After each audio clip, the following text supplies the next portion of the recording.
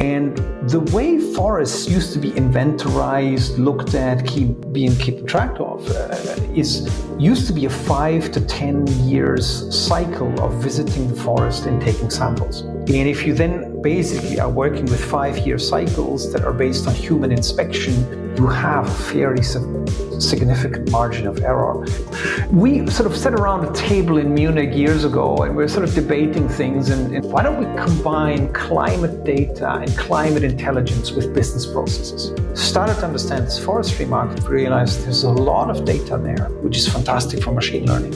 And there not a lot of is being done with that data. Welcome to Mindful Businesses, presented by Sarani, and I'm your host, Vidya Iyer. In our podcast, we bring to you brands that are mindful in their practices and processes. A mindful business adopts and employs sustainable social, economic, and environmental practices. Today, we talk with Rolf Schmitz, co-CEO of CollectiveCrunch, AI leader in forestry. He joins us from Bavaria, Germany. Welcome, Rolf. Thank you very much. Thank you for having me, Vidya. With all this talk in the news about climate change, its impacts, steps to reduce global warming, reduce the temperature by 1.5%, forests form a major part of that solution. What percent of our planet is covered with forests? Very substantial part. About 30% are covered by forests. It's a substantial part of the globe and of the climate ecosystem. So indeed, it's a big. So what would you define a forest? Like, is it the density or is it the expanse or the... There's actually quite a bit of science around that. There's agroforest where you have sort of a mix of agricultural plants and forests themselves. But generally, it's sort of, from a certain density of trees, it pretty much, when you see it from a density of trees, that scientifically it becomes a forest. But actually quite a bit of work we do is also about sort of where forest has been lost. So you're basically talking about areas that aren't forested and you want to reforest them and elements like that. Talk about how we've lost, like what has been the pattern? Some of the forests are lost naturally because of the fires, which have to happen every so many years because of the brush. How have our forests changed? Very significantly so. You see in the Western world actually not a lot of really natural, many generations of growth kind of forests. A lot of what you see it's considered natural. It might even be domestic species, but quite a fair share of it has been at some stage cut by early generations and replanted. So for example, in the US, there's only parts of the federal land that is still sort of really old forest, which actually goes back hundreds of years, got a lot of undergrowth, which is actually in some quarters seen as one of the highest risk fire areas in the country. What we see sort of basically sort of a sliding scale. There's sort of, the Amazon, which, hopefully we'll manage to protect over the next generations, which is really sort of, natural and rainforest. And then there's different parts of the world. But let's say in Finland, which is sort of our core business and where we originate from, in many areas, the forest is seen like a field. It's taken out at some stage, it's replanted. There's a rethinking there of not doing clear cuts because they have some impact. You have a stand, a smaller area, and if you take out everything, it has a certain impact on the ecosystem. So basically, the processes are in some areas changing towards just taking out a few trees. It's kind of a big question in a way. There's lots happening, but overall, there's sort of a lot of awareness that we need to be mindful about how we're treating forests. There's also a fairly strong case for sustainable forestry that has commercial applications because resources coming out of forests are replacing plastics in packaging and things like that. So we're kind of basically addressing all of these different, fairly complex aspects. So you talked about reforesting, and in a country like Finland, with ample resources, very small population, pressure on the land, and its resources is limited. But how do we influence countries which are still growing, need to build homes, need to build furniture with a burgeoning middle class? How do you get them on board to first not cut anymore, or at least cut sustainably, and to reforest? Cut sustainably is a watchword here, and there's lots of efforts going in that direction. For example, one market that I've been having some exposure to is Vietnam. And one of the things that in some of these countries, basically the governments are trying to do is to move from a very low value added forestry, which basically is, you grow the trees a couple of years, you cut them, you shred them, and they become really like a very low value added kind of input into a process, pulp mostly. Rather than doing that you move to a forestry that is growing the trees longer cycles, you move to higher value added, kind of more manufacturing, deeper value added kind of processes. This pulp is a fairly generic process. And the way you sort of extend the life cycles and you aim your forestry at sort of longer life cycles of product, you tend to generate a bit more employment. And there's quite a few things there that are sort of deeply into economics that are being attempted on the side of sustainable forestry. You plant it, at some stage you cut it. You basically try to minimize the impact on the environment while maximizing the economic impact, the impact of sustainable employment, basically giving at least from a forestry perspective, contributing to sustainable growth of an economy. So those are some of the things in this field that are being done. We all know about carbon credits. When I purchase a carbon credit for a flight from New York to Chicago, I basically pay a farmer in probably the Amazon to not cut that tree, and we are giving him an alternate source of livelihood. Is that accurate? In its intentions, it's accurate. There's a bit of a problem about the quality of climate credits. There's the whole sort of topic of greenwashing. And there's been a fairly consistent, over many years now, problem with credits coming from projects basically not credible, that are not doing what they're saying they're doing. When you look at what corporations do in the US, Europe, and so forth, they are trying to not just buy public on a carbon market, but really invest in a project with a trusted partner to make sure that the credits that they get are actually of high quality, that they have the integrity of basically holding water if checked by a journalist. And, we've all been on YouTube and seen some of these sort of more infamous projects, and that's sort of an issue there. But in principle, you are trying to offset carbon footprint that you leave behind, and that you hope basically by acquiring a carbon credit that you offset that activity. Also, besides greenwashing, sometimes these credits are sold twice. How do I know that I, as a person selling the carbon credits or being the trader of carbon credits, I am not selling it to you and to the person next to you? There's quite a bit of standards going on. There are sometimes called VCS, is a standard organization that basically builds a registry and works in a certification process, checking projects when they're being set up. And there's gold standard, there's some American specific standards. So there is sort of quite a bit of framework around that. And actually a lot of that work that's being done there is, in my opinion, very, very good and well-intentioned and scientifically sound work. There is the odd, debate around, that standard has failed, and kind of it gets you sort of good press in the sense of a lot of attention. And there are people who are basically saying that these standards are no good because they create so many problems. In my opinion, they're good standards. They're going into the right direction. The issue is much more, we talk about a very complex thing. We're talking about forests in the southern hemisphere. We're talking about remote areas. It's just hard to track these things. And it's only in the last couple of years, which is sort of the contribution that we make, that technology can help to better track forests. And that increases the transparency to such trades. So we had in the past a guest from the company Climate Trade, and they are a registry for carbon credits, and they authenticate when the credit is done, they put it away or archive it or whatever their process is. And they are one of the folks who are trying to verify the credit, register the credit, and authenticate credits with their digital registry. What is your solution? Our solution is the analytics of verifying if a credit is actually, does what it says, if you like. If we look at the chain of events, then there's a project being proposed that gets approval from an accreditation body like Verra, and a project manager sort of does that project.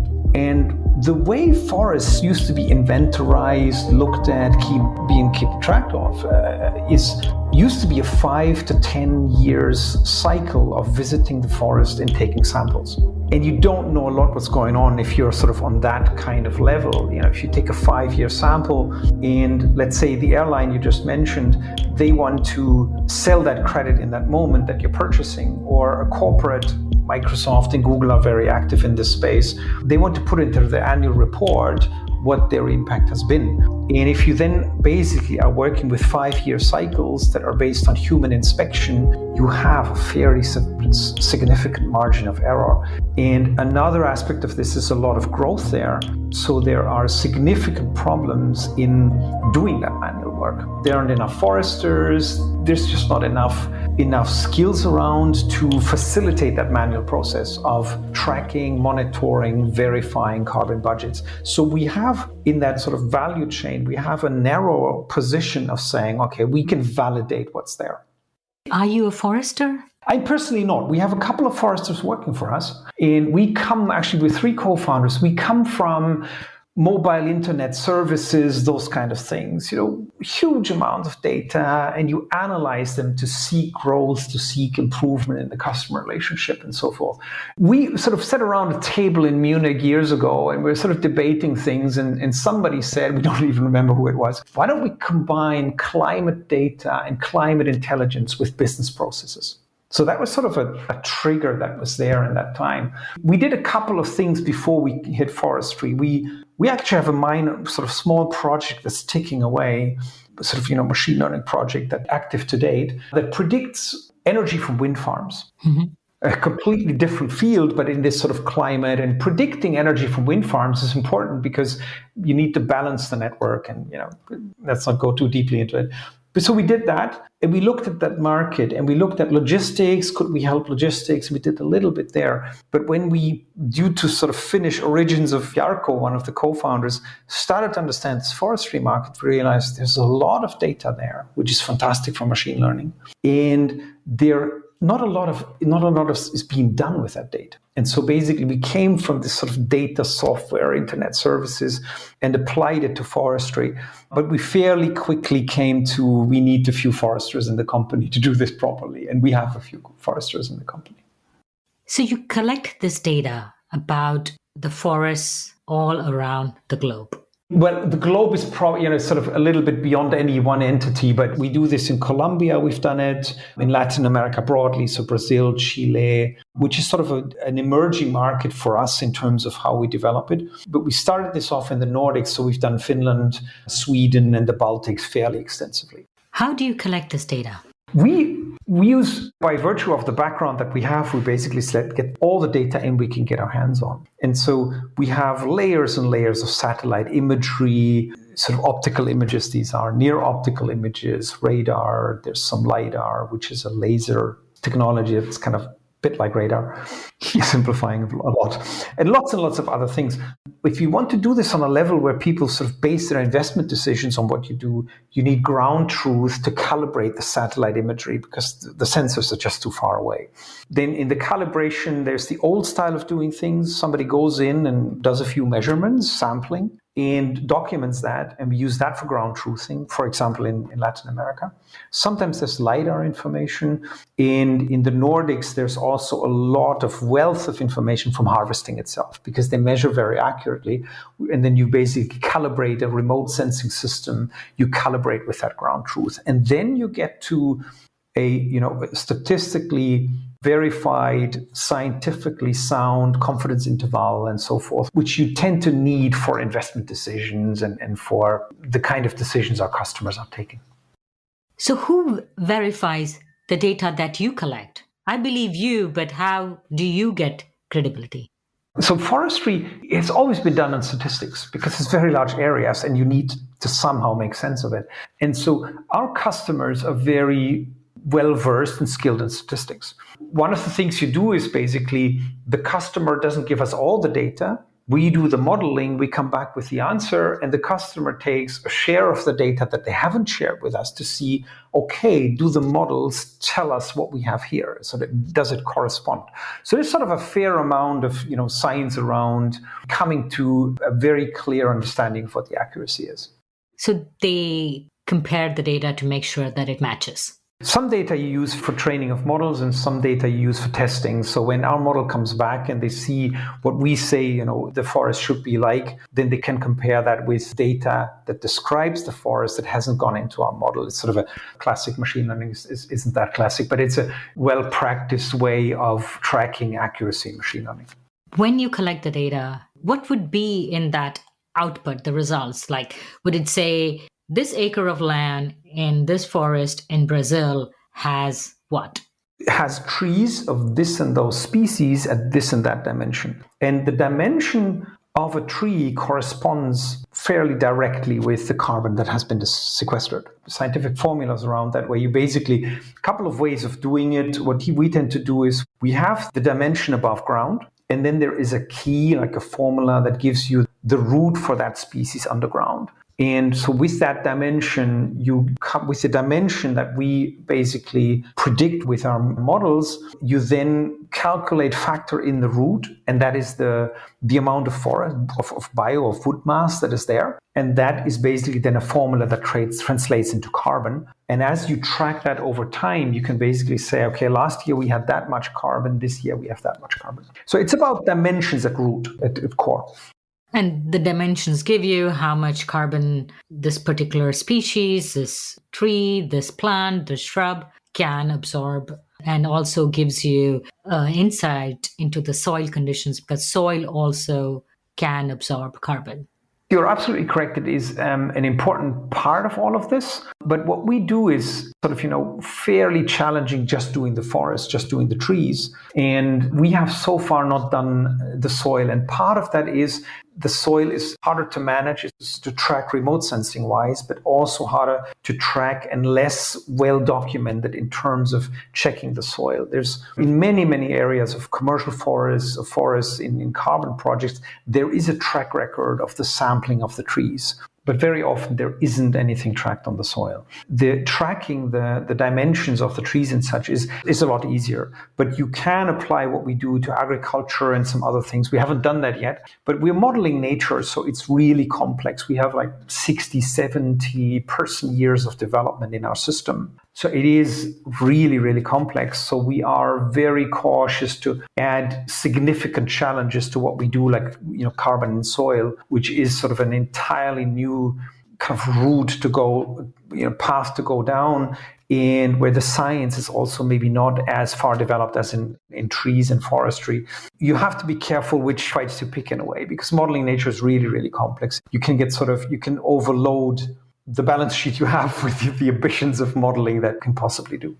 Yeah, it's better to focus on a smaller problem, try to solve it, and then grow slowly. How do you update your data? There is a forest fire. I keep coming back to forest fires because there were so many this past summer, or a flood which washes away the forest. How often is your data in these pockets that you have data updated to keep it accurate, right? Yeah, there's definitely a certain cycle. Of course, it's not a cycle like you would have, an internet service where you constantly track things on a seconds basis. Trees don't go super fast, so quite often you track the growth quarterly or half yearly or even annually.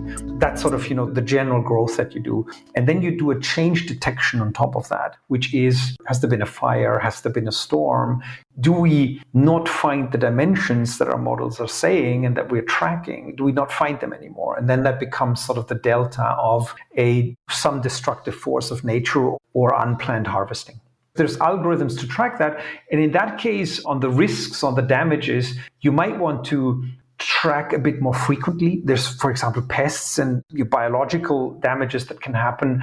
you might want to do things a bit more frequently there. Quite often, if it's a storm damage, there's like a public announcement. So you do it when the public announcement comes. Also, there's a public announcement on a fire, but you can't at the moment, in terms of where we are in processing power and so forth, you can't really sort of, track the world's forest on an annual or daily basis. It's just too much data, and the processing power would be overwhelmed. Even on a quarterly basis, it is probably millions, if not billions, of lines of data. I'm just thinking of, say, you have a retail store just to keep track of your garments. It is itself challenging on a quarterly basis. I am really appreciative that you're able to do these on such a large scale. And of course, you have the help of technology. I think it's a very good analogy. I mean, just having a shop and keeping track what's in it, or, a production facility is hard enough. And here we're talking nature. We're talking, trying to do this without people having to go there. Yeah, it's a pretty significant technical challenge. So who is your typical customer? We started off in the Nordics, and our first customers were state forestry companies. They are the biggest players in those markets. They've got millions of hectares, bordering on 10 millions of acres, huge areas. And sometimes these areas are hard to access at specific seasons and so forth. So we modeled those. And as we were doing that, we started to get into, okay, there's this carbon thing. And we tried actually for a couple of years to basically educate people at what's possible. And a lot of what the carbon kind of world and value chain does is a relatively old standard that's manual. And so we started to educate people on what's possible. And our customers are at the moment people who develop these projects. So people who have feet on the ground, plant trees, or do the kind of things associated with a carbon project. Quite often there are side benefits, like a school might be built and operated or so forth, and who bring these kind of projects about. And we make basically their life easier and so forth. A very good partner of ours, Forliance, is in that business. They have teams on the ground and skills to do these projects. They're in Mexico and Colombia and more countries than I could list here. We help those. We also help investors who have sort of lots of projects and want to keep track of these projects. Another significant part also for project managers is, and let's say you've kind of decided you want to go into Costa Rica or into an area in Colombia, then the question might be, so where's the forest? Or even more complicated, where's an area where you had forests, but there isn't forest anymore? And so you need to basically then get into a motorcycle or a Jeep and drive around. That's how this is done today. And so we're introducing tracking and monitoring algorithms that basically say, forget driving around in a Jeep. We can, with specific parameters that you're seeking, we can pre-identify land. Most likely somebody still gets into a Jeep and drives there when the investment decision is made, but you can save a lot of time in pre-selecting and in pre-analyzing. It's like going to Google Earth and getting your first image of something that you're trying to buy, maybe a plot of land or something. So, but you offer a more detailed analogy. But you use a couple of tools I saw on your website. You mentioned LIDAR and also a Lynda Classic. Lynda is the solution that we have. Lynda is the name for the solution that we have. And LIDAR data is just very good source data for us. Quite often, particularly commercial customers, they fly LIDAR, which is kind of a scan of the ground. And so you come back, you fly a plane or a drone over an area, and it shoots down signals and it tracks the reflections. You come back with what's a point cloud. So every reflection becomes that, and it sits in basically becomes a huge GIS geoinformation system file that is a pretty good snapshot at that time. Unfortunately, it's too expensive to do these LiDAR scans, every quarter or so. So we take LiDAR scans for calibration, and then our system predicts the areas without future LiDAR measurements or with fewer future LiDAR measurements. So LiDAR is a very powerful sensor that is applied in forestry quite a bit.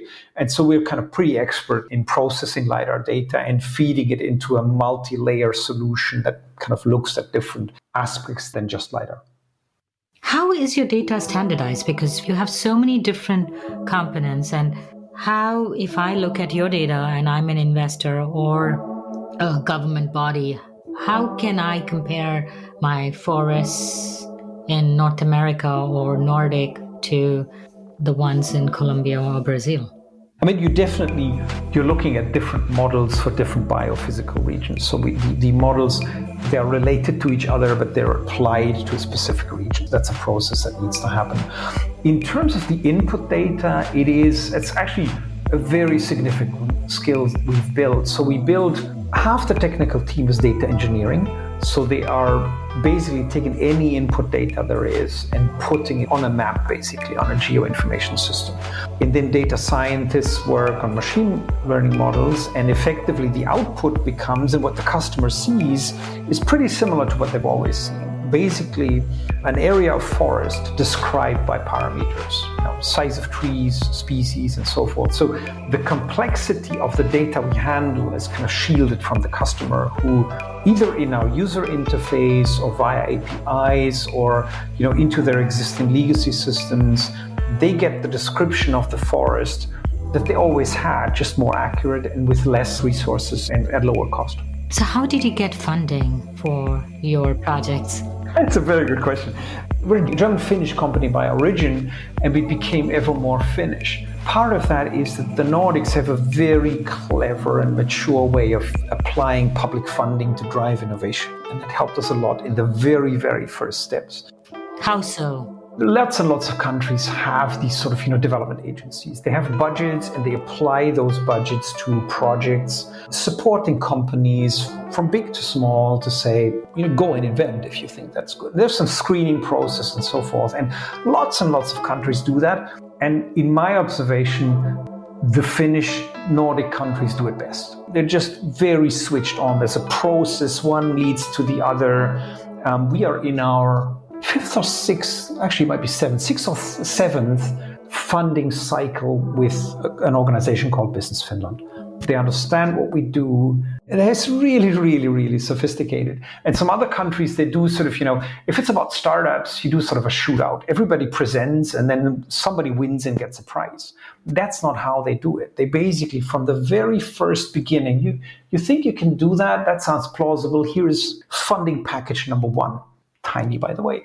And if you sort of pull that off successfully, there is sort of a sequence of things that you do, and it really sort of, you go along with that. And at the same time, you get some funding from capitalist investors, and you constantly double up the money that you're getting elsewhere. So it's pretty sophisticated and very impressive from an outsider, as I'm not Finnish. Thankfully, we've got commercial investors, equity investors, and we started off with sort of mirroring this, what I just described, sort of a Business Finland public funding. It's a very active angel scene in Finland. And so we, for 3-4 years, we went sort of, going to angels. They kept coming back to us, like what we did. There is, a deep connection to forests in the Nordics. So these angel investors, sometimes they've made their money, or some family money comes from forests. Somebody owns forests, is interested in it. These things kind of contributed to get us off the ground. And then at some stage, the angel game, I don't mean that disrespectful, but the angel cycles kind of have worked their way. The amounts are getting bigger. And so we had a family fund called Tom Invest backing us up early, first commercial investor. And then we have a sort of a very famous Finnish investor called Alexander Ehrenroth. He invested via Nidoko, which is a commercial fund that he brought in.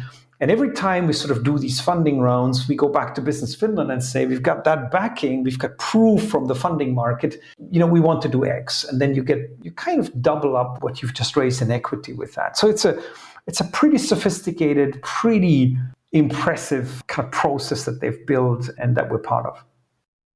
So if I was your customer, you would give me the data and I would use it to make my decisions, right? How big is your company and how much data are you accumulating? It's kind of mind-boggling just to think about the different parts that you have, say, on one piece of forest, let alone multi-continent, in multi-country regions.